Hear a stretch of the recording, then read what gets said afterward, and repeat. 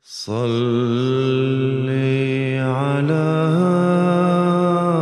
نبينا صل على محمد.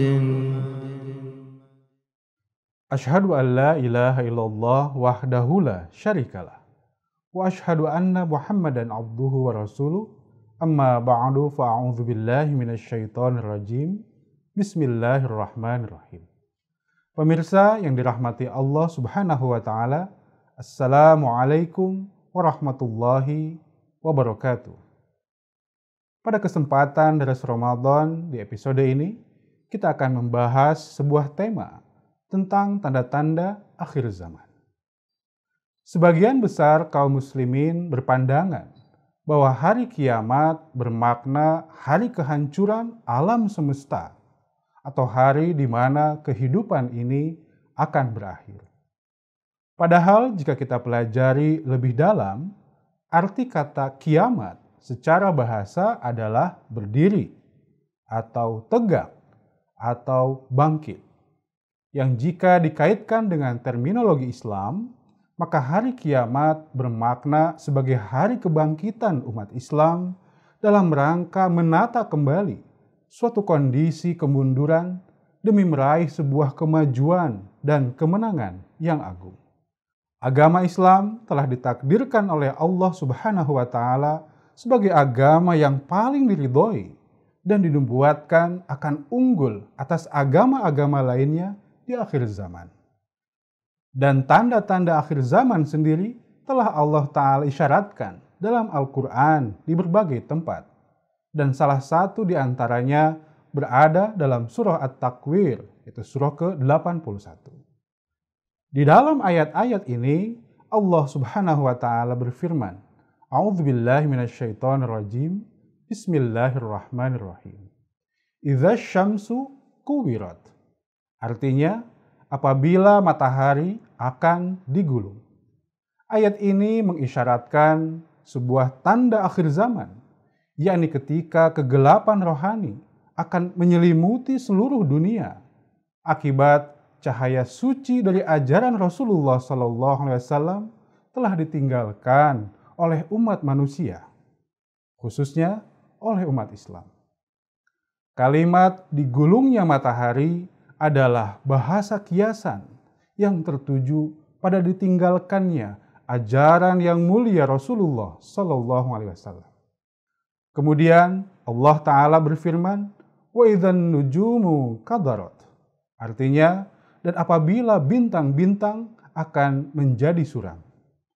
Tanda akhir zaman dalam ayat ini tertuju pada hilangnya suri tauladan akhlak para sahabat Rasulullah SAW akibat dari kewafatan mereka.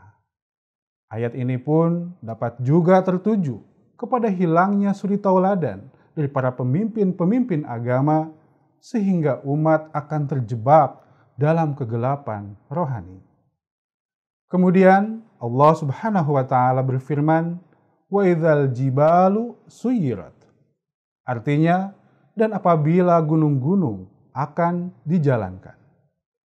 Tanda akhir zaman dalam ayat ini tertuju pada hilangnya kekuasaan dan pengaruh para pemimpin dan raja-raja Islam di dunia.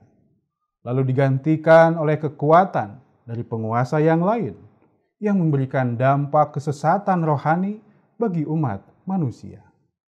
Kemudian Allah Subhanahu wa taala berfirman, wa idzal 'isyaru uttilat. Artinya, dan apabila unta-unta betina yang bunting ditinggalkan. Tanda akhir zaman dalam ayat ini tertuju pada kemajuan sarana transportasi modern yang sangat canggih, yang akan memudahkan perpindahan manusia antar benua, bahkan antar planet. Adapun sarana transportasi kuno seperti unta akan ditinggalkan. Kemudian Allah Ta'ala berfirman, wa idzal wuhusyu husyirat. Artinya, dan apabila binatang-binatang liar akan dikumpulkan. Tanda akhir zaman dalam ayat ini tertuju pada banyaknya binatang-binatang buas yang terbiasa tinggal dan menetap di tengah hutan belantara lalu dihimpun dalam satu tempat seperti kebun binatang atau taman-taman nasional buatan manusia. Kemudian Allah Subhanahu wa taala berfirman, "Wa idzal biharu sujjirat." Artinya, dan apabila sungai-sungai akan disalurkan. Tanda akhir zaman dalam ayat ini adalah tertuju kepada terjadinya kemajuan teknologi di bidang perairan, sehingga sungai-sungai akan dialirkan dalam irigasi-irigasi modern. Hal ini telah nyata dengan sempurna dengan dibukanya terusan Suez, terusan Panama, dan lain-lain.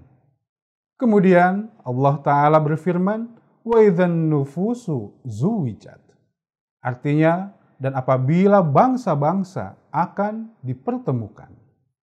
Tanda akhir zaman dalam ayat ini tertuju kepada terbentuknya aneka ragam organisasi di dunia, baik yang bersifat lokal, nasional, bahkan bertaraf internasional.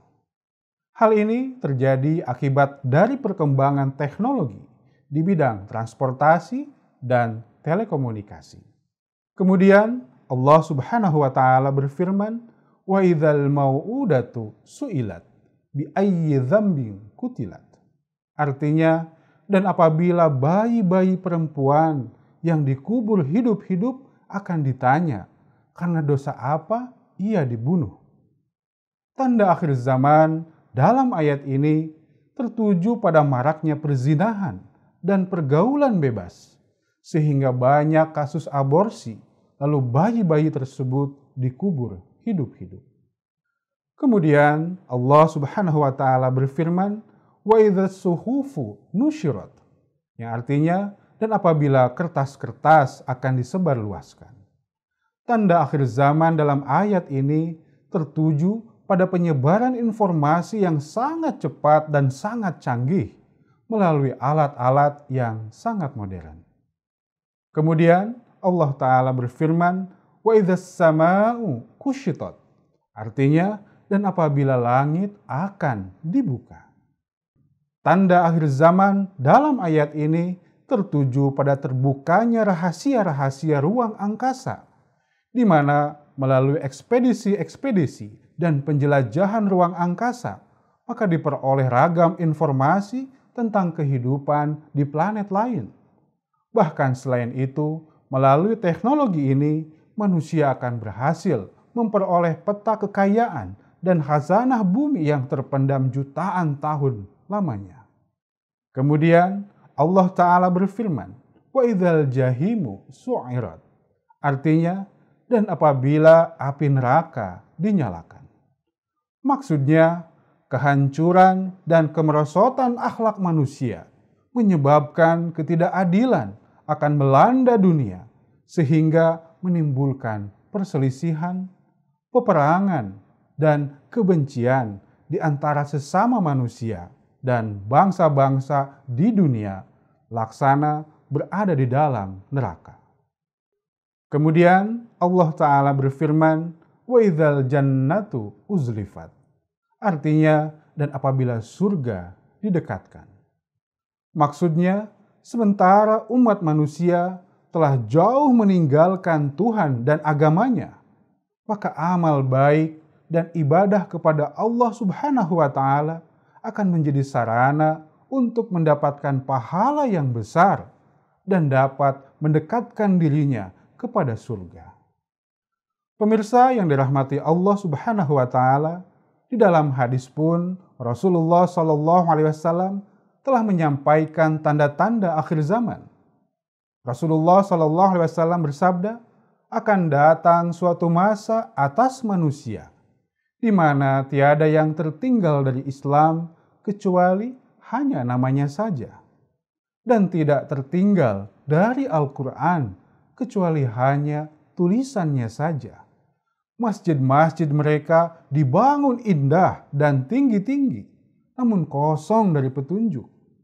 Ulamanya adalah seburuk-buruknya makhluk yang ada di bawah langit. Karena dari mulut mereka keluar fitnah, dan kepada mereka sendiri fitnah itu akan kembali. Kemudian di dalam hadis yang lain, Rasulullah SAW bersabda, "Kamu akan mengikuti jejak langkah umat-umat sebelum kamu, sejengkal demi sejengkal, sehasta demi sehasta.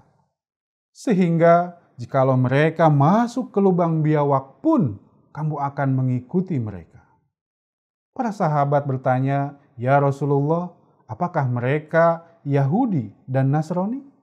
Maka Nabi SAW menjawab, "Siapa lagi jika bukan mereka?" Tanda-tanda akhir zaman yang difirmankan oleh Allah Ta'ala dan disabdakan oleh Rasulullah SAW saat ini telah tergenapi dan terjadi di hadapan kita. Hal ini menjadi pertanda bahwa hari kiamat atau hari kebangkitan umat Islam sudah tiba waktunya. Hari kebangkitan ini sudah tidak bisa ditawar-tawar lagi. Itulah mengapa di dalam memulai kebangkitan umat Islam ini, Allah Ta'ala telah membangkitkan Imam Mahdi dan Nabi Isa akhir zaman dalam sosok pendiri Ahmadiyah, Hazrat Mirza Ghulam Ahmad alaihissalam. Dan atas perintah Allah Ta'ala, beliau kembali menegakkan tauhid ilahi, mengikat persatuan dan persaudaraan dalam agama Islam, serta menggerakkan perjuangan untuk meraih kemajuan dan keunggulan agama Islam atas agama-agama lainnya di muka bumi.